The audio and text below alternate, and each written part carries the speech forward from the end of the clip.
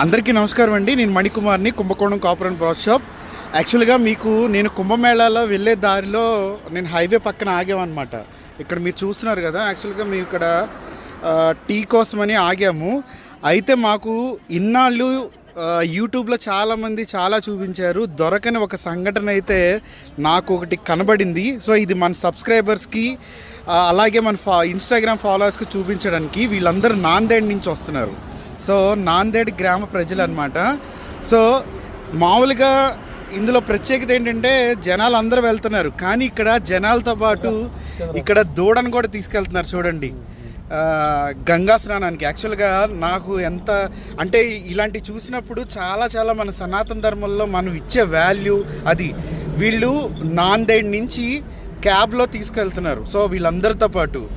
So బోలేనా ये किधर को ले रहे हैं? ये हमारा गांव है बसमत, हिंगोली डिस्ट्रिक्ट में. वहाँ से हम प्रयागराज के लिए जा रहे हैं. प्रयागराज को जा रही है. इसके पहले भी ये हर जगह पे जाता है. पंढरपुर यात्रा वगैरह धार्मिक सभी यात्रा को जाता है, तीर्थ क्षेत्र में जाता है. अच्छा. అది చూడండి, ఇప్పుడే ఇక్కడ వాటర్ పెట్టారు. యాక్చువల్గా మాతో పాటు ఇక్కడ దింపారనమాట. వాటర్ పెట్టి వాటికి కొంచెం ఫుడ్ పెట్టారు. ప్రతి యాత్రకి వీళ్ళు ఏంటంటే ఈ దూడనైతే తీసుకెళ్తారంట. అలాగే గంగా స్నానానికి ప్రయాగ్రాజ్కి అయితే తీసుకెళ్తున్నారు. సో ఇది చాలా అద్భుతమైన సంఘటన. నాకైతే ఇలాంటివి ఎంతమంది చూపిస్తున్నారో నాకు తెలీదు.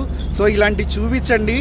ఇంట్లో చాలామంది మనుషుల్ని వాళ్ళ పిల్లల్ని తీసుకురావటానికే చాలా బాధపడుతున్నారు. సో వీళ్ళు ఒక ఆవుని తీసుకెళ్తున్నారు వాళ్ళ ఇంట్లో పిల్లోళ్ళలాగా.